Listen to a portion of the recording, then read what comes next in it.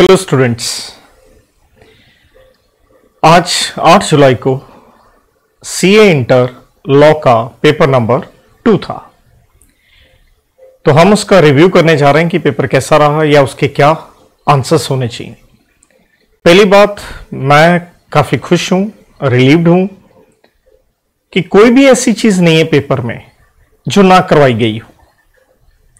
Yes, paper interesting है क्योंकि इससे पहले जनवरी अटेम्प्ट 2021 नवंबर 2020 मैं बार बार ये चीज कह रहा था कि अब जो पेपर आ रहे हैं बड़ा क्लियर है, क्वेश्चंस के साइज बड़े हैं, आपको काफी कुछ एनालिसिस करना पड़ेगा, सीधे सीधे आपको क्वेश्चन मिलने वाले नहीं है। But at the end of the day अगर आपने थॉरली पढ़ा है, स्पेशली जैसे मैं क्लास में कहता हूं, please go through all the questions. It's no doubt we have done all the laws, all the sections, concepts, but एक एक क्वेश्चन एक एक एग्जाम्पल से गो थ्रू करना जरूरी है, बिकॉज कॉपी पेस्ट एग्जाम में आते हैं और वो इस पेपर में वो चीज रही। सो लेट्स स्टार्ट कि हम देखें कि हाँ जी इनके आंसर्स क्या होने चाहिए थे।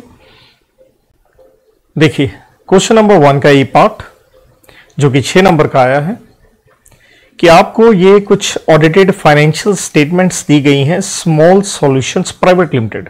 तो इंपॉर्टेंट वर्ड आ गया हमारे पास यहां पे प्राइवेट। बताया गया कंपनी की पेड अप कैपिटल जो है 50 लाख रुपए है, टर्नओवर 2 करोड़ तक है। अगर आप इन लिमिट्स को देखें तो ये लिमिट्स सेटिस्फाई हो रही हैं इस प्राइवेट कंपनी के क्या बनने में, स्मॉल कंपनी, जिसे हम पढ़ते हैं अंडर सेक्शन 2 सब सेक्शन 85 के अंदर, कि अगर ये दो limits paid up capital and turnover 50 lakh 2 crore तक हो तो आप स्मॉल कंपनी में आ जाएंगे। नो डाउट 1 अप्रैल 2021 से इसकी लिमिट चेंज हो गई है, लेकिन हम इसका जो ऑब्वियसली सॉल्यूशन देखेंगे पुराने लॉ के अकॉर्डिंग ही बात करेंगे। फर्दर ये बताया गया है ये एक लिमिटेड कंपनी है, डेट इज पब्लिक कंपनी है, लिस्टेड है, जिसके पास 2 lakh shares fully paid up इस प्राइवेट कंपनी के। तो 2 लाख अगर आप 5 लाख के ऊपर परसेंटेज निकालें 40% हुआ। सो दैट मीन्स ये जो प्राइवेट कंपनी है एसोसिएट कंपनी बन गई under section 2 sub section 6, subsidiary नहीं बनी। इसके बाद होता क्या है, प्राइवेट कंपनी अपनी फाइनेंशियल स्टेटमेंट्स बनाती है, आरओसी के पास फाइल करती है, एक्सक्लूडिंग कैश फ्लो स्टेटमेंट। आपने कैश फ्लो स्टेटमेंट नहीं फाइल किया तो देखिए हम जानते हैं 137 के अंदर आपको फाइनेंशियल स्टेटमेंट आरओसी को फाइल करनी होती है, और फाइनेंशियल स्टेटमेंट की हम डेफिनेशन पढ़ते हैं अंडर सेक्शन 2 सब सेक्शन 40, जिसमें हम PNL, balance sheet, cash flow statement, statement of changes in equity, notes to accounts की बात करते हैं। लेकिन हम ये कहते हैं कैश फ्लो स्टेटमेंट जो है ये नहीं चाहिए, नॉट रिक्वायर्ड फॉर, इस सिंपल सी मैं कोड की कहता हूं OSD, OPC, small startup term and company. तो यहां पे हमारा पॉइंट लग गया, अगर आप स्मॉल कंपनी हैं तो आपको कैश फ्लो स्टेटमेंट फाइल करने की जरूरत नहीं है। तो इस कंपनी ने फाइल नहीं की, आरओसी ने एक नोटिस जारी कर दिया कि भैया आपने सीएफएस फाइल नहीं किया है, you are required to advise. क्या प्राइवेट लिमिटेड ने इसने, क्या इसे हम मान लेंगे deemed to be the small company? Yes, क्योंकि लिमिट सेटिस्फाई होगी, चाहे उसके सब्सटेंशियल शेयर्स कह लीजिए एक पब्लिक कंपनी के पास है। क्या आपने डिफॉल्ट किया है? नो। तो लॉ मैंने ऊपर कोट कर दिया है, इसके हिसाब से आप अपना देख सकते हैं। इसके बाद going to question number B part 1, ABC limited. तो लिमिटेड से पता चल गया पब्लिक कंपनी है। आपकी ये कुछ फाइनेंशियल स्टेटमेंट की डिटेल्स दे रखी हैं। अगर आप ध्यान दें तो ये फाइनेंशियल ईयर के एंड में है, लेकिन ये 2021 के इन बिटवीन है। अब बात कर रहा आपसे क्या कंपनी के ऊपर सीएसआर की एप्लीकेबिलिटी होगी। तो देखिए सीएसआर की एप्लीकेबिलिटी के लिए हम पढ़ते हैं 3 लिमिट, और हम ये पढ़ते हैं प्रीसीडिंग फाइनेंशियल ईयर में, मतलब पिछले साल। अगर हम 2021 की बात कर रहे हैं तो हमें 19-20 का देखना है। तो नेटवर्थ की हम लिमिट पढ़ के आते होते हैं जी 500 करोड़ होनी चाहिए, टर्नओवर 1000 करोड़, या नेट प्रॉफिट हो 5 करोड़। अगर आप तीनों लिमिट देखें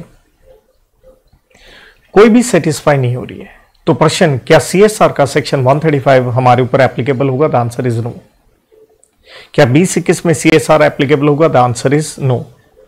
तो आपसे पूछा गया है क्या कंपनी को CSR committee second half of the year, इस सेकेंड हाफ की बात क्यों कर रहे हैं? ये डेट आपके सामने, क्योंकि यहां कंपनी की टर्नओवर देख रहे हैं आप 1000 होगी, 5 करोड़ होगी नेट प्रॉफिट। लेकिन हम पढ़ते हैं सीएसआर तभी लगता है अगर पिछले साल ये लिमिट्स हो। तो डैट मीन्स अगर 2021 में अगर आप लिमिट्स में आ रहे हो तो एप्लीकेबिलिटी 21-22 में लगेगी। क्या आप रिक्वायर्ड हैं? The answer is no. तो रीजन मैंने बता दिया, प्रीसीडिंग फाइनेंशियल ईयर में हमें ये लिमिट्स देखनी होती हैं। Going to the next question, इसी का पार्ट नंबर 2। अगेन आप पब्लिक कंपनी है, डिविडेंड डिक्लेयर किया है, 31/12 को डिक्लेयर किया आपने, 30 दिन के अंदर आपने पे करना होता है अंडर सेक्शन 127, वरना डिफॉल्ट है, पेनल्टी है। वारंट पोस्ट कर दिए गए हैं 22 जनवरी को, ठीक है, विद इन 30 डेज है, लेकिन पोस्टल डिले की वजह से एक शेयर होल्डर को बाद में मिले हैं, 30 दिन के बाद में मिले हैं। क्या वो शेयर होल्डर कंपनी के खिलाफ एक्शन ले सकता है? The answer is no. और रीजन क्या है? अंडर सेक्शन 127 में हम ये कहते हैं अगर 30 दिन के अंदर आपने पे या पोस्ट नहीं किया तो डिफॉल्ट है, लेकिन इसी के अंदर हम एक्सेप्शन पढ़ते हैं कि अगर 30 दिन में अगले को नहीं भी किया है कोई पेनल्टी नहीं लगेगी कंपनी पे, डायरेक्टर्स पे, अगर ड्यू टू अदर रीजंस, कुछ और कारणों की वजह से, क्योंकि यहां लिस्ट है कारणों की, ये बैलेंसिंग फिगर 1 पॉइंट लगता है, जहां हम कहेंगे कि ये पोस्टल डिपार्टमेंट का डिफॉल्ट है, हमारा डिफॉल्ट नहीं है, तो हमारे ऊपर कोई पेनल्टी लगने का सवाल ही यहां पे पैदा नहीं होता। नेक्स्ट क्वेश्चन ये कहूंगा, अगर आप इवन मेरी प्रिंटेड बुक में ये क्वेश्चन एग्जैक्टली दे रखा था, मतलब नाम चेंज है, 3 सिचुएशन बना के बिल्कुल, तो इसलिए हर क्वेश्चन किताब में से एग्जाम्पल करने जरूरी होते हैं। कॉन्ट्रैक्ट एक्ट का क्वेश्चन है, आप एक माइनर हैं, आपने उधार में एक मोबाइल फोन लिया है, गारंटी दी है, श्योरिटी जैक जो कि एक मेजर है। अब माइनर ने पैसे नहीं दिए, डीलर ने पैसे मांगे जैक से, भैया आप दो, लेकिन उसने कहा कि भैया आपका कॉन्ट्रैक्ट माइनर के साथ हुआ वो वॉइड है, तो इसलिए मैं लायबल नहीं हूं। तो आपसे पूछा गया है whether the argument is correct, तो हम कहेंगे ये इनकरेक्ट है, क्योंकि हम ये कहते हैं कॉन्ट्रैक्ट ऑफ गारंटी जो हुआ ये हुआ बिटवीन श्योरिटी एंड क्रेडिटर, और ये दोनों के दोनों लोग क्या होने चाहिए? केपेबल होने चाहिए। ये चीज हम पढ़ते हैं अंडर सेक्शन 11 के अंदर कॉन्ट्रैक्ट एक्ट के। और no doubt contract of guarantee हम पढ़ के आते हैं 126 के अंदर, तो हम क्या कहेंगे? यहां जो कॉन्ट्रैक्ट ऑफ गारंटी है ये वैलिड है, और रीजन क्या है? रीजन ये है बिकॉज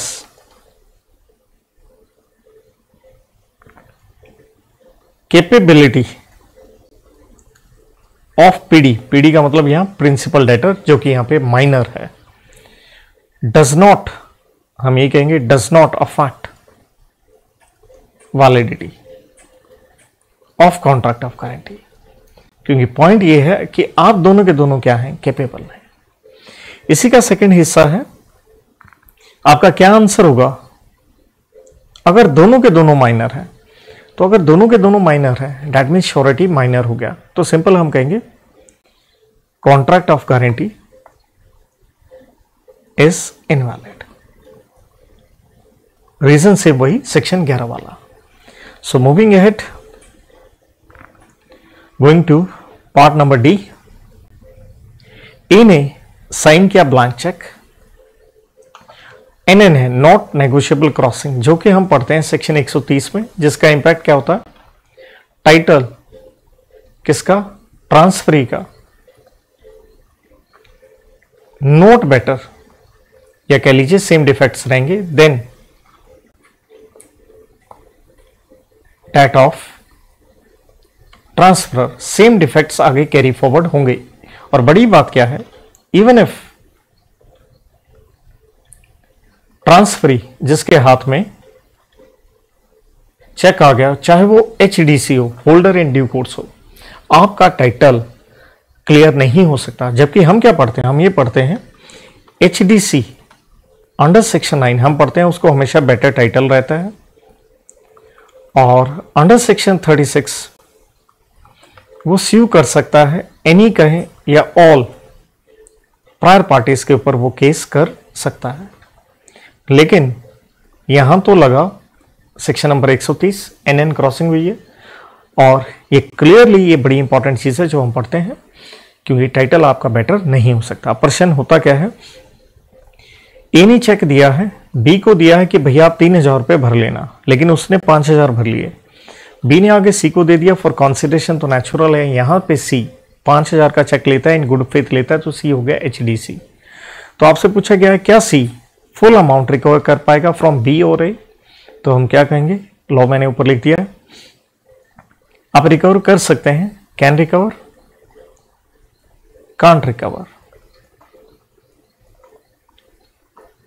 यहां पे फुली, आप फुली पैसा रिकवर कर सकते हैं, लेकिन आप किससे कर सकते हैं, बी से। लेकिन आप फुली रिकवर नहीं कर सकते किससे, ए से, जो कि चेक का ड्रॉर है। यहां आप पूरे 5000 ले सकते हैं, यहां आप सिर्फ उससे ले पाएंगे 3000 रुपए। Law is quoted above. Going to question number 2 का ए पार्ट 4 नंबर का है, और यह मैं कहूंगा सिंपल ऑब्जेक्टिव टाइप है, आपको पूरे 4 में से 4 मिल सकते हैं। AGM के ऊपर पूछा गया है, AGM जिसके ऊपर आप लॉ पढ़ते हैं सेक्शन नंबर 96 के अंदर। तो पहला पॉइंट कहता है पहली AGM हो जानी चाहिए 6 महीने के अंदर अंदर from the close of financial year. ये बिल्कुल इनकरेक्ट है, क्योंकि हम 96 में पढ़ते हैं कि फर्स्ट AGM होती है 9 महीने के अंदर। सेकेंड में पूछा गया ROC स्पेशल रीजन से टाइम एक्सटेंड कर सकता है फर्स्ट AGM का, बिल्कुल नहीं कर सकता। आप सब्सिक्वेंट का ही 3 महीने के लिए एक्सटेंड कर सकते हैं, क्योंकि यहां आपने ध्यान देना है बात किसकी हो रही है, फर्स्ट AGM की बात हो रही है, ये गलती ना हो, यहां सब्सिक्वेंट की बात है, राइट। तो ये भी आंसर इनकरेक्ट हो गया। सेकंड है सब्सिक्वेंट AGM हो जानी चाहिए with in 6 months of end of financial year, obviously ये करेक्ट है। और आपको जो मैक्सिमम गैप रखना होता है 2 AGM के बीच में, वो 15 महीने से आपका एक्सीड नहीं होना चाहिए, ये भी सही है। Going to the B part of the same question, इसके अंदर 2 पार्ट हैं, 1 और 2, 3-3 नंबर के हैं। तो यहां आपको पूरे के पूरे मार्क्स मिल सकते हैं। तो बताया गया आप एक अनलिस्टेड कंपनी है, ये लिमिट्स वगैरह दे रखी है। अब क्वेश्चन किसके ऊपर आया, क्या कंपनी को इंटरनल ऑडिटर अपॉइंट करना पड़ेगा। देखिए अनलिस्टेड कंपनी से रिलेटेड पहली बात तो हम इंटरनल ऑडिटर पढ़ते हैं 138 में, लेकिन यहाँ लगता है रूल नंबर 13, क्योंकि हम लिमिट्स पढ़ते हैं। हम 4 लिमिट्स पढ़ते हैं, एक आती है 25 करोड़ की, फिर 50 करोड़, और फिर आती है more than 100 crore and 200 crore वाली। 25 करोड़ की लिमिट हम पढ़ते हैं अगर कंपनी के डिपॉजिट्स हैं 25 करोड़ के हैं, और 50 करोड़ वाली पेड अप कैपिटल के ऊपर पढ़ते हैं। मोर देन 100 करोड़ हम पढ़ते हैं लोन के ऊपर, आउटस्टैंडिंग लोन, अगर आपने इसे किसी बैंक या फाइनेंशियल इंस्टीट्यूशन से लिया है। 200 करोड़ वाली लिमिट हम पढ़ते होते हैं टर्नओवर पे। अब इंटरेस्टिंग चीज हम क्या पढ़ते हैं, हम इंटरेस्टिंग ये पढ़ते हैं डिपॉजिट्स की जो लिमिट देखनी होती है, ये एनी पॉइंट ऑफ टाइम पे है, मतलब पिछले साल के प्रीसीडिंग फाइनेंशियल ईयर के। जरूरी नहीं है कि हमें इसे एंड में देखना है, at any point of time. जबकि पेड अप कैपिटल तो ऑब्वियसली पिछले साल के देखेंगे, और लोन के ऊपर भी एक पॉइंट है, ये जो लिमिट देखनी है हमें 100 करोड़ वाली, at any point of time, मतलब आज के दिन चाहे 100 करोड़ से कम हो, राइट। तो ध्यान दीजिए पेड अप कैपिटल आपको दे रखी है 45 करोड़, ये तो पॉइंट लगा नहीं। टर्नओवर है 175 करोड़, 200 करोड़ की लिमिट है, लगा नहीं। डिपॉजिट के बारे में बताया नहीं, लेकिन लोन बताया है, और लोन की डेट देखिए 3 मार्च 105 करोड़ है, तो मोर देन 100 करोड़ हो गया at any point of time. जबकि आप देखते हैं at the end of financial year 90 crore है, तो 100 करोड़ से कम भी हो गया। क्या इंटरनल ऑडिटर आपको अपॉइंट करना पड़ेगा, is required to appoint, the answer is yes, और रीजन ये है। अगला प्रश्न है आपसे डायरेक्ट क्वेश्चन पूछा गया फर्स्ट ऑडिटर गवर्नमेंट कंपनी के लिए, जिसके ऊपर हम पढ़ते हैं सेक्शन नंबर 139 सब सेक्शन 7। तो गवर्नमेंट कंपनी के अंदर हम पढ़ते हैं कि जैसे कंपनी की रजिस्ट्रेशन हो गई, इनकॉर्पोरेशन होगी, इसके 30 दिन के भीतर भीतर CAG अपॉइंट करेगा। लेकिन अगर वो अपॉइंट नहीं करता है तो नेक्स्ट 30 दिन के अंदर अंदर बोर्ड अपॉइंट करेगा। लेकिन अगर बोर्ड अपॉइंट नहीं करता है तो नेक्स्ट 60 दिन के अंदर अंदर मेंबर्स EGM में जाकर के इसको अपॉइंट करेंगे। और नेक्स्ट हम पॉइंट पढ़ते हैं, इसका जो टेन्योर रहेगा वो रहेगा कंक्लूजन ऑफ फर्स्ट EGM। तो सिंपल ये डायरेक्ट क्वेश्चन था, 3 नंबर का था, बस यही आपका आंसर बनता है, यही आपने लिखना है इसमें। तो चलिए फटाफट आगे बढ़ते हैं क्वेश्चन नंबर C पार्ट के अंदर। अब देखिए क्वेश्चन का साइज कितना बड़ा दिख रहा है, बट ये आप देखेंगे कि डायरेक्ट क्वेश्चन आपको मिलने वाला है। तो नॉर्मली पेपर में जिन्होंने आगे अटेम्प्ट देना है, स्टे पॉजिटिव, आप पॉइंट को पढ़ो और देखो है क्या, साइज देख के घबराने की जरूरत नहीं है। मिस्टर स्टीफन है, उनका एक चिकन फार्म है गुड़गांव में, और जहाँ वो ब्रीड करते हैं मुर्गियाँ और अंडे वगैरह बेचते हैं, लाइव चिकन भी बेचते हैं रिटेल शॉप्स को।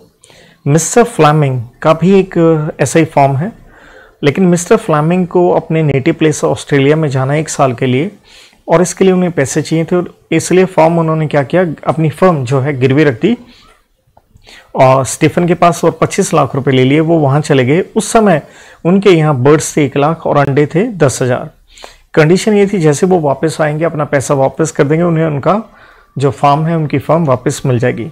1 साल बाद लौटने के बाद वो जब आते हैं पैसा वापस करते हैं, उस समय बर्ड्स के क्वांटिटी बढ़ गई और अंडे भी देखिए बढ़ गए। मिस्टर स्टीफन जो हैं वो ये तो एग्री करते हैं कि भाई मैंने 1 लाख आपसे लिए थी मुर्गियां, वो वापस करनी है, 10,000 अंडे मैं तो बस उतने ही वापस करूंगा, एक्स्ट्रा वापस नहीं करूंगा। तो अब आपसे पूछा गया ड्यूटीज। तो यहां पे अगर आप गौर से देखें, इससे पहले हमारे पास अधिकतर क्वेश्चन जो एक ही कॉन्ट्रैक्ट एक्ट का आया था वो सारे के सारे कंपनीज एक्ट के दिख रहे थे, राइट। तो यहाँ पे देखिए जैसे क्वेश्चन पढ़ रहे हैं, कोई कंपनी की बात तो हो ही नहीं रही। ये वर्ड मिल गया pawnee, that is contract of pledge की बात हो रही है, और ये हम प्लेज के ऊपर पढ़ते हैं सेक्शन नंबर 172 के अंदर। अब क्वेश्चन देखिए डायरेक्ट है, ड्यूटीज पूछिए पोनी या प्लेज की, क्योंकि यहां पे स्टीफन जो है वो पोनी है। साथ में देखिए मिस्टर फ्लैमिंग जो कि क्या हुए, प्लेजर हुए, उनके क्या पूछे हैं, rights. So that is interesting question. मतलब मेन अगर नॉर्मली हम पढ़ते हैं, जो अच्छा क्वेश्चन हम पढ़ते हैं, हम राइट्स ऑफ प्लेज ही पढ़ते हैं, बट ये ड्यूटीज है। लेकिन आप सेक्शन 172 ना भूलें, हम क्या कहते हैं, pledge is a special bailment. तो प्लेज एक बेलमेंट है, तो बेलमेंट में जितनी ड्यूटीज होती हैं बेली की, सेम वही की वही एप्लीकेबल हो जाएंगी। तो आप इवन आप किताब में देखें, ये मैंने अलग से लिख भी रखी क्योंकि वो बाय डिफॉल्ट रिवर्स होगी, राइट। तो आप क्या पढ़ते हैं बेली की ड्यूटीज में, तो आप सिंपल वही यहां लिख देंगे कि भाई एक तो आपको क्या करना है, रीजनेबल केयर एक्सरसाइज करनी है, जो कि अगर आप ध्यान दें हम सेक्शन 151 152 में पढ़ के आते हैं। आप कोई अनऑथराइज्ड यूज ना करें। 153(4) के अंदर नॉट मिक्स गुड्स, अपने गुड्स के साथ मिक्स ना करें। 155 से 157 में हम पढ़ते हैं आपको सामान वापस कर देना है, जो कि हम 161 से 163 के अंदर मेन पढ़ते हैं। ऑन अकम्प्लिशमेंट ऑफ पर्पस, जैसे कार्य कंप्लीट हो जाएगा और आपने वापस करना है सामान विद एडिशन। एडिशन का मतलब एक्रीशन, जहां पे हम एक केस भी पढ़ते हैं स्टैंडर्ड चार्टर्ड वर्सेस कस्टोडियन। तो मुर्गियां बढ़ गई, अंडे बढ़ गए, आपको वो एक्स्ट्रा भी वापस करने पड़ेंगे। तो सिंपल यही हम लिख रहे हैं। अब राइट्स ऑफ प्लेजर की बात करें तो यहां पे हम पढ़ते होते हैं सेक्शन 177 में, और इस प्रैक्टिकल प्रॉब्लम के हिसाब से यही एक मेन राइट निकल के आता है। तो आपका राइट क्या है, आपका राइट है टू रिडीम। तो आप रिडीम कर सकते हैं डेट, मतलब जो आपने पैसे लिए थे वो आप वापस कर सकते हैं, क्योंकि राइट्स पूछे हैं आपसे। तो सिंपल आपका राइट है यस, आप एक रीपेमेंट कर सकते हैं और आपको आपका सामान वापस मिलना चाहिए। सवाल से पहली बात, इतना बड़ा आप साइज देख रहे हैं, सिर्फ 4 नंबर का ही क्वेश्चन है, कोई बहुत बड़ी रॉकेट साइंस नहीं है, और इजी आंसर था, बट साइज देख के आप घबरा सकते हैं। तो बिल्कुल कूल एंड काम, स्पेशली जिन बच्चों ने फ्यूचर में पेपर देने हैं उनके लिए सीखने वाली चीज़ ज़्यादा है। जो पेपर दे आए हैं वो तो बस ये देखना चाहेंगे कि हमने लिखा क्या ठीक है या नहीं है। अगला प्रश्न, हर्षा ने डोनेट किए 50,000 एक एनजीओ को बाय चेक और दान दिया है। तो कोई कॉन्सिडरेशन नहीं, आप चाहते हैं एक बच्चे की पढ़ाई इससे मैनेज हो। बाद में पता चलता है एनजीओ एक फ्रॉड है, वो कोई फिलैंथ्रोपिक एक्टिविटीज में इन्वॉल्व नहीं है। आपने चेक की स्टॉप पेमेंट लगा दी और अपने बैंक को इंस्ट्रक्शंस दे दी। एनजीओ जो है वो उसने एक डिमांड नोटिस आपको जारी कर दिया और कहा कि भाई हम आपके खिलाफ केस कर देंगे क्योंकि डिसऑनर हो रहा है। आपसे पूछा गया एडवाइस करें हर्षा को, उनके पास क्या कोर्स ऑफ एक्शन अवेलेबल है। तो सिंपल सी बात है, कैन मेक स्टॉप पेमेंट आप कर सकते हैं, एक बात। नंबर 2, नॉट लायबल, क्योंकि देखिए चेक डिसऑनर होता है तो आप लायबल होते हैं अंडर सेक्शन 138, लेकिन 138 की हम कंडीशंस पढ़ते हैं, उनमें से कंडीशन है कंसिडरेशन इज मस्ट। तो रीजन हम क्या लिखेंगे, एज नो कंसिडरेशन। तो ये है मोटा मोटा आंसर। तो देखिए मैं रिव्यू दे रहा हूं, एक एक वर्ड तो लिखूंगा नहीं, लेकिन जो मेन कंपोनेंट है वो आपसे शेयर कर रहा हूं। देयर आफ्टर थर्ड का ये पार्ट, आप एक क्रिकेट क्लब हैं और आप एक कंपनी ही हैं, सेक्शन 8 में रजिस्टर्ड, अगेन एनपीओ के ऊपर ही क्वेश्चन है और यहाँ क्लियरली लिखा है कि आप किस में इन्वॉल्व हैं, क्योंकि क्रिकेट क्लब हैं तो क्रिकेट कोर्सेस वगैरह आप करवाते हैं। क्लब के पास सरप्लस था लेकिन फ्रॉडुलेंटली आप काम कर रहे थे और आपने डिविडेंड दे दिया, जबकि हम क्लियरली पढ़ते हैं आप डिविडेंड नहीं दे सकते हैं। मिस्टर कूल एक मेंबर थे, गुस्सा आ गया उन्हें और उन्होंने कंप्लेंट कर दी अथॉरिटीज़ के पास कि इस कंपनी का लाइसेंस कैंसिल कर दिया जाए। अब आपसे पूछा गया है क्या ये लाइसेंस कैंसिल किया जा सकता है, यस किया जा सकता है। तो आपने इसके लिए क्या देनी होती है, क्या एप्लीकेशन देनी होती है और फिर ऑर्डर देगा कौन, सेंट्रल गवर्नमेंट। जब ये पावर किसको डेलीगेट हो चुकी है, आरडी को, रीजनल डायरेक्टर, उनकी ये पावर है। और whether the company may be wound up, obviously जब आपने दिया है yes it can be wound up. Whether क्या हम इस क्लब का मर्जर करवा सकते हैं किसी और प्राइवेट कंपनी से जो नेटवर्किंग बिजनेस में इन्वॉल्व है, the answer is no, as company may be merged provided both the companies are involved in same object कह लें या बिजनेस कह लें। तो आप थे क्रिकेट में, ये है नेटवर्किंग में, सॉरी ये मर्जर हो नहीं सकता। देयर आफ्टर आप एक चार्टर्ड अकाउंटेंट्स की फर्म है, आप रीअपॉइंट हो गए तो फर्म हम देखते हैं 139(2) में रीअपॉइंट हो सकती है फर्दर 5 साल के लिए।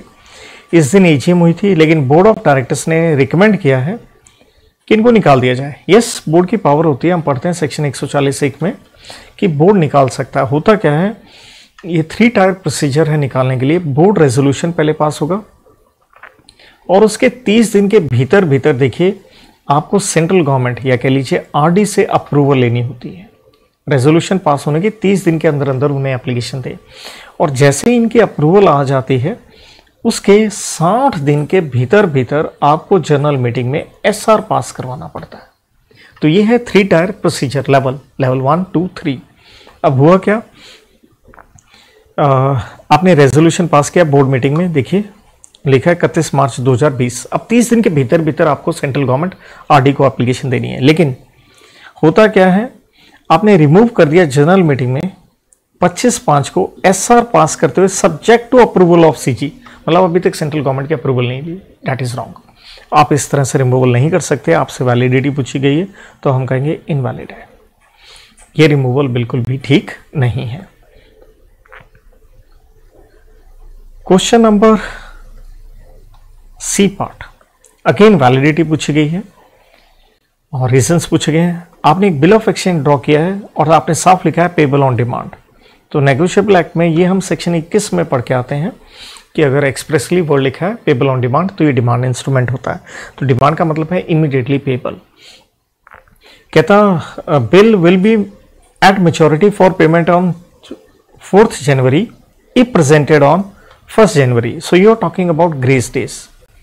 देखिए ग्रेस डेज 3 होते हैं और सेक्शन 22 के मुताबिक ये होते हैं ओनली फॉर टाइम इंस्ट्रूमेंट। तो ये तो टाइम इंस्ट्रूमेंट है नहीं, तो हम कहेंगे भैया ये इनवैलिड है, ये गलत है, ऐसा हो ही नहीं सकता।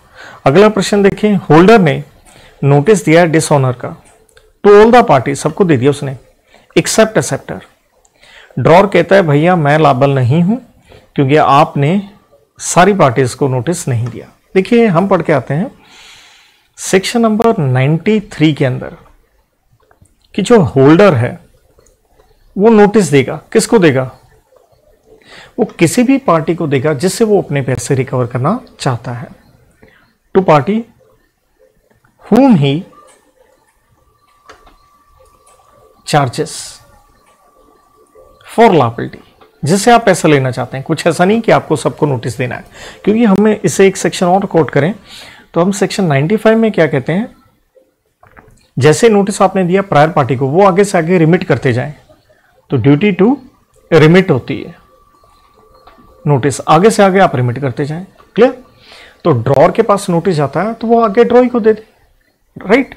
तो यहां पे ये कह देना कि भैया मैं अपनी लायबिलिटी से डिस्चार्ज हो जाऊंगा, सॉरी ये इनवैलिड है, आप डिस्चार्ज नहीं होंगे।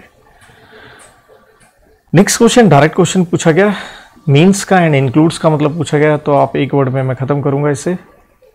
मीन्स का मतलब है कंप्लीट, एग्जॉस्टिव, और ये क्या है? Extensive. Inclusive can be enlarged. Paper में आप ढेरों डेफिनेशंस हैं जिनके एग्जाम्पल देके लिख के आ सकते थे, वैसे 3 नंबर का ही था। अगला क्वेश्चन इंटरेस्टिंग लगा क्योंकि थोड़ा सा कंफ्यूज करने की कोशिश करेगी। एक बायबैक की ऑफर आती है, the offer of buyback shall not be made within a period of 6 months from the date closure of the preceding offer of buyback.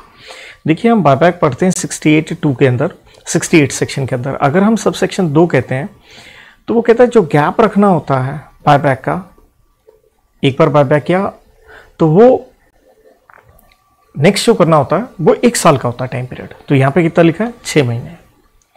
If any and cooling period to make further issue, अगर आपने same तरह के share दोबारा से issue करने हैं तो कहता है including allotment shall be a period of 1 year from the completion of buyback. नहीं, ये भी गलत है क्योंकि हम 68(8) के अंदर पढ़ते हैं सेम सिक्योरिटीज जो बायबैक की हैं आप उनका फर्दर इश्यू निकाल सकते हैं, और यहां पे कूलिंग पीरियड जो आपको रखना होता है वो 1 साल नहीं, 6 महीने का है। सब्जेक्ट टू एक्सेप्शन सही है कि 6 महीने की जरूरत नहीं होती, क्योंकि अगर आपने कोई बोनस शेयर देना है, अगर आपने कन्वर्टेबल डिबेंचर या प्रेफरेंस शेयर से उनको कन्वर्ट करना है, तो आपसे वैलिडिटी पूछा गया है, तो वैलिडिटी हमने बता दी कि भैया आपने ये टाइम पीरियड यहाँ गलत लिखा है। पार्ट 2, कंपनी प्रपोज कर रही है कि हम इशू करें डिबेंचर, एक सीरीज के डिबेंचर्स फ्रीक्वेंटली, मतलब बार बार आप इशू निकालना चाहते हैं, right? That is the part.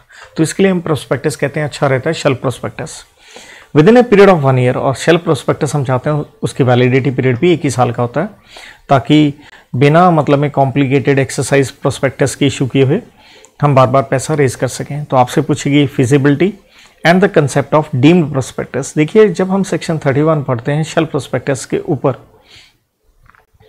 तो हम यही पढ़ते हैं शेल्फ प्रोस्पेक्टस में कि शेल्फ प्रोस्पेक्टस के साथ आप इंफॉर्मेशन मेमोरेंडम अटैच कर दीजिए और ये बन जाएगा डीम्ड प्रोस्पेक्टस।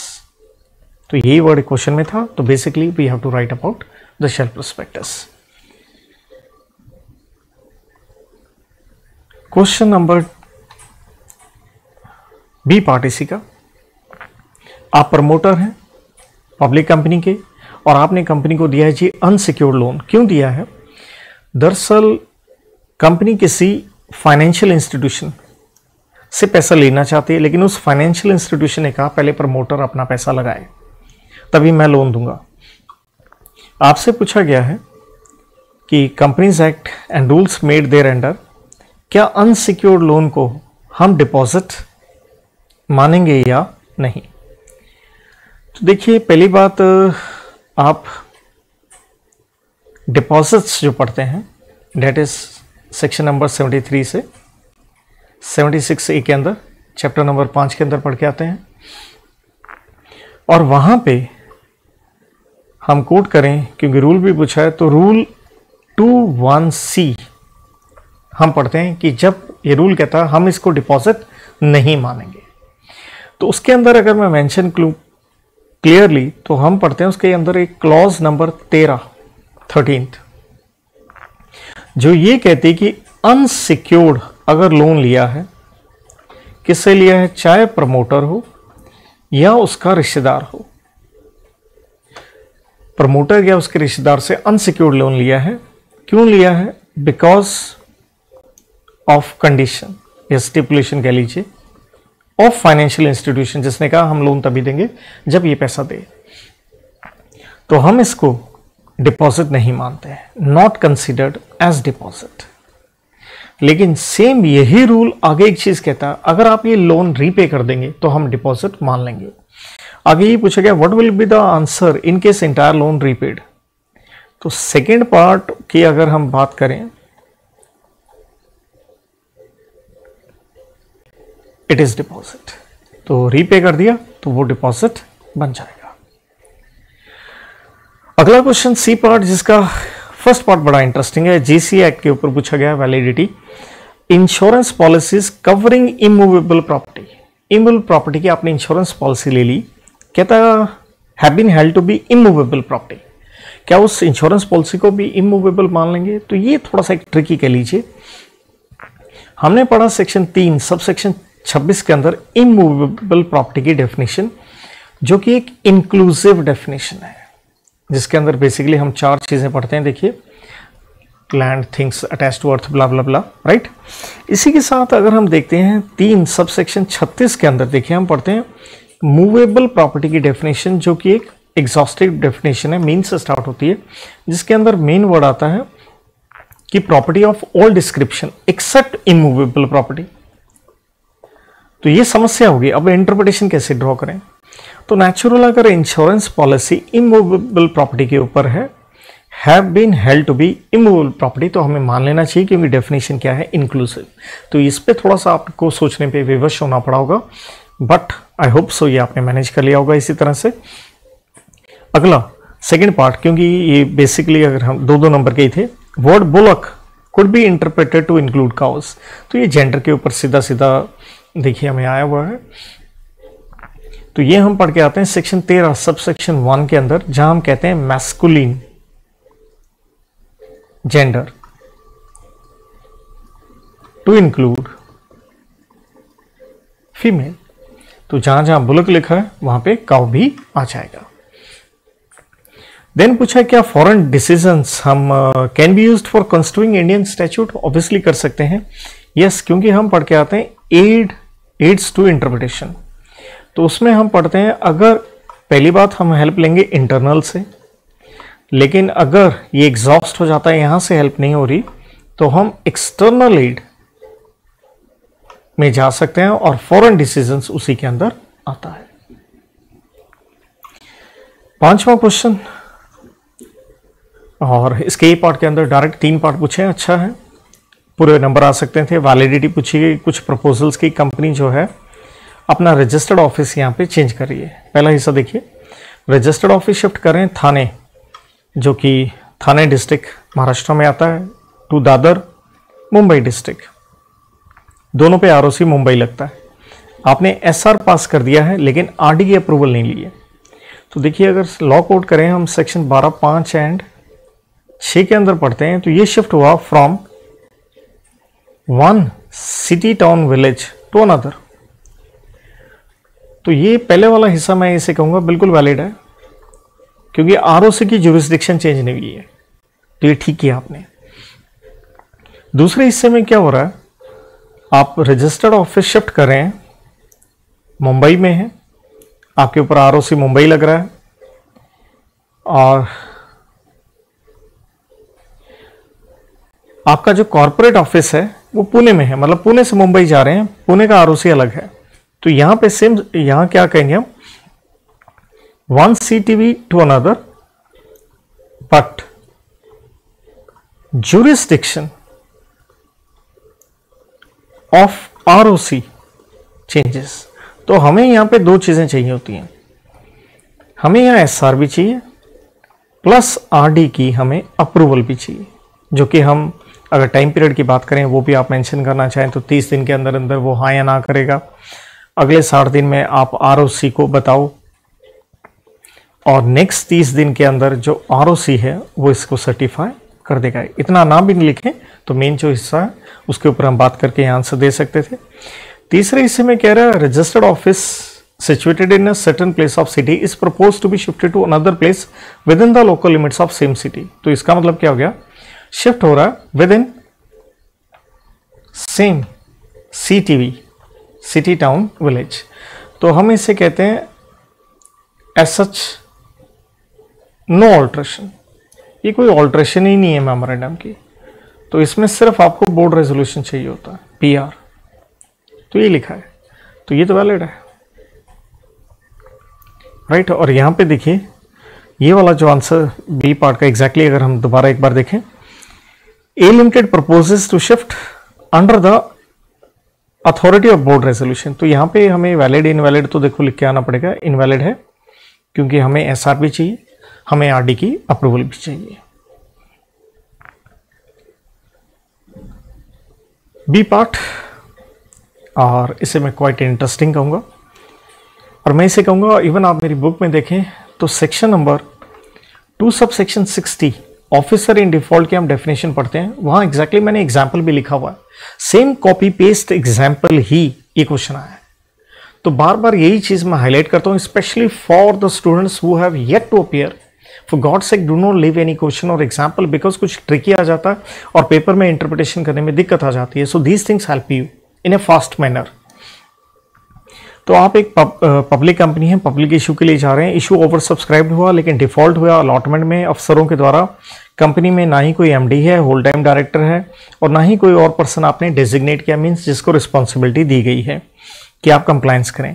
तो आपसे पूछा गया है OID, officer in default, state way definition है, और डेफिनेशन अगर आप देखें तो इसके अंदर हम 7 क्लॉजेस पढ़ते हैं, जिसमें से हम पहली क्लॉज कहते हैं भैया आपका WTD, सेकंड KMP नहीं है तो जिन डायरेक्टर्स को अथॉरिटी दी गई है, नंबर 4 कोई पर्सन जिसको चार्ज विद रिस्पॉन्सिबिलिटी, 5वां कोई पर्सन जिसके एडवाइस पे कंपनी का बोर्ड वगैरह चल रहा है, और 6ठा अगर कोई डायरेक्टर अवेयर ऑफ कॉन्ट्रावेंशन है, एंड 7वां शेयर ट्रांसफर एजेंट वाला। तो ये प्रॉपर 7 क्लोज लिख के आनी थी। डायरेक्ट क्वेश्चन कहता बताइए इस क्वेश्चन में who will be considered in default, क्योंकि साफ लिखा है कंपनी में ना तो कोई MD है, at means KMP whole time director नहीं है, किसी को रिस्पॉन्सिबिलिटी नहीं दी गई। तो अगर हम एग्जाम्पल देखते हैं, और ये एग्जाम्पल इवन इंस्टीट्यूट के स्टडी मैट का ही एग्जाम्पल भी है, मेरी बुक में मैंने डाल रखा है, तो वहाँ इंस्टीट्यूट का अगर हम इंटरप्रिटेशन देखें, वैसे अगर मैं लॉ के अकॉर्डिंग कहूँ तो यहाँ मैं कहूँगा 7th क्लॉज अप्लाई हो जाएगी कि ऑफिसर इन डिफॉल्ट लायबल कौन होंगे, डायरेक्टर्स अवेयर ऑफ कॉन्ट्रावेंशन, जिनको इस चीज का पता है। तो यहाँ पे मेन एग्जैक्टली अगर टेक्निकल कहूँ तो मैं इसके हिसाब से आंसर देना पसंद करूँगा 7 पॉइंट लिखते हुए।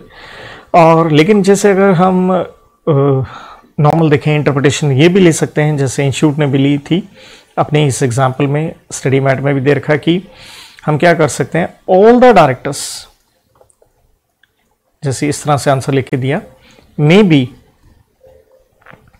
Treated as OID। तो मैंने टेक्निकल वे में बता दिया और इंटरप्रिटेशन के वे में बता दिया है। मेरी बुक में भी यही क्वेश्चन ऐसे ही था, सेम ऐसी तरह से आंसर, और ये टेक्निकल वे में। लेकिन यहाँ खुशी की बात ये थी, आपको एक बेनिफिट मिल गया, अगर आप पहला क्वेश्चन नहीं अटेम्प्ट कर पाए, आपको चॉइस मिल गई इंटरनल। तो आप एक शेयर होल्डर हैं, एक लिस्टेड कंपनी में हैं, आप इंस्पेक्ट करना चाहते हैं मिनट्स, और आप कॉपीज भी लेना चाहते हैं। तो आपसे पूछा गया क्या आप इंस्पेक्शन कर सकते हैं और कॉपीज मुफ्त में आपको मिल सकती हैं। तो ये हम पढ़ते हैं सेक्शन नंबर 119 में। तो देखिए हम क्लियर पढ़ते हैं, ये मेंबर का राइट होता है, चाहे आप share holder equity share holder हैं, चाहे प्रेफरेंस शेयर होल्डर, आपका राइट है। इंस्पेक्शन में देखिए बिल्कुल आपको हक है, बिजनेस आवर्स में कर सकते हैं, कम से कम 2 घंटे के लिए राइट मिलता है। आर्टिकल से कंपनी चाहे तो कुछ रिस्ट्रिक्शन लगा सकती है, और ये फ्री होता है इंस्पेक्शन का। जहां तक कॉपीज का सवाल है तो देखिए फ्री होता है इफ अगर आप लें सॉफ्ट कॉपी, अगर आप सॉफ्ट कॉपी ले रहे हैं तो वो फ्री में मिल सकती हैं, और आपको 3 प्रीसीडिंग फाइनेंशियल ईयर की आपको मिल सकती हैं, वरना अदरवाइज देखिए फीस लगती है मैक्स ₹10 पर पेज। सेकेंड क्वेश्चन में पूछा गया क्या आपने किसी फ्रेंड को ऑथराइज कर सकते हैं, बिल्कुल नहीं, क्योंकि मैंने क्लियरली लिख दिया सिर्फ मेंबर का ये एक राइट है। नेक्स्ट क्वेश्चन, ए ने अपना घर किराए पे दिया बी को, और लीज एग्रीमेंट में ये लिखा है कि 3 महीने का नोटिस देते हुए कोई भी पार्टी छोड़ सकती है। सी, यहाँ पे एक थर्ड पार्टी है कि जो बेटा है ए का, उसको एक अलग से घर चाहिए, उसने बिना ए से बात किए नोटिस दे दिया किराएदार बी को कि भैया घर खाली कर दो 1 महीने के अंदर अंदर, और अपने फादर को कहा प्लीज आप इसे रेटिफाई कर दो। तो यहाँ हम बात करें कॉन्ट्रैक्ट ऑफ एजेंसी।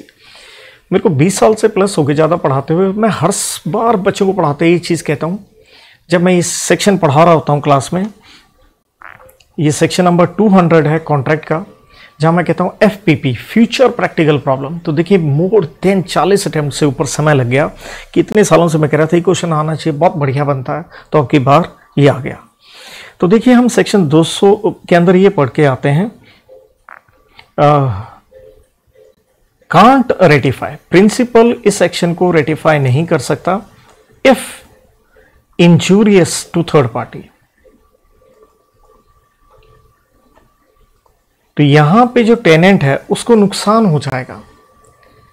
आपने नोटिस दिया है, आपको कोई पावर नहीं थी प्रिंसिपल की तरफ से, आप एक तरह से एजेंट बन रहे हैं, सॉरी वो रेटिफाई नहीं कर सकता क्योंकि इस रेटिफिकेशन से टेनेंट को नुकसान पड़ रहा है। तो ये एक इलस्ट्रेशन थी सेक्शन नंबर 200 की। लास्ट क्वेश्चन, अजीत ने एक अपील की है हाई कोर्ट ऑफ कैलकाटा 30 मार्च को, जो कि लास्ट दिन है अपील करने का। अनफॉर्चुनेटली उस दिन हाई कोर्ट बंद हो गया क्योंकि कोविड की वजह से लॉकडाउन लग गया। तो कहता बताइए GC एक्ट में अब क्या अजीत अपील कर पाएंगे, समय तो बीत गया। तो देखिए हम यहां पढ़ते हैं सेक्शन 10 कॉम्प्यूटेशन ऑफ टाइम। तो हम ये कहते हैं अगर आपने कोई एक्ट कहें या कोई कार्रवाई प्रोसीडिंग वगैरह अगर आपने करनी है, और ये कार्रवाई आपने करनी है मान लीजिए किसी स्पेसिफिक डे को या प्रेस्क्राइब्ड टाइम के भीतर, लेकिन समस्या क्या हुई, वो दिन या प्रेस्क्राइब्ड टाइम उस दिन जिस भी कोर्ट या ऑफिस में आपने कार्रवाई करनी थी वो उस दिन हो गया जी बंद। तो कोई टेंशन की बात नहीं है, सेक्शन नंबर 10 ये कहता आप वो कार्रवाई कर सकते हैं नेक्स्ट डे आफ्टरवर्ड्स, कोई भी दिन, जैसे लॉकडाउन लग गया वो तो हो सकता है महीना 2 महीना जो भी लगा हो, जिस दिन फैन कोर्ट या जो ऑफिस है क्या हो गया इज ओपन्ड, जिस दिन खुल गया उस दिन आप अपील कर सकते हैं। तो जितना फास्ट में ये रिव्यू कर सकता था आई हैव डन दैट। तो भैया जो पेपर दे रहे हैं उनके लिए मैं यही कहूँगा, चलिए जो हो गया, इसके बारे में मत सोचिए, अगले पेपर के ऊपर आप अच्छे से तैयारी करें। उसके लिए मैं आपको विश करता हूँ, प्रे करता हूँ कि आपके अगले पेपर बड़े अच्छे से हों।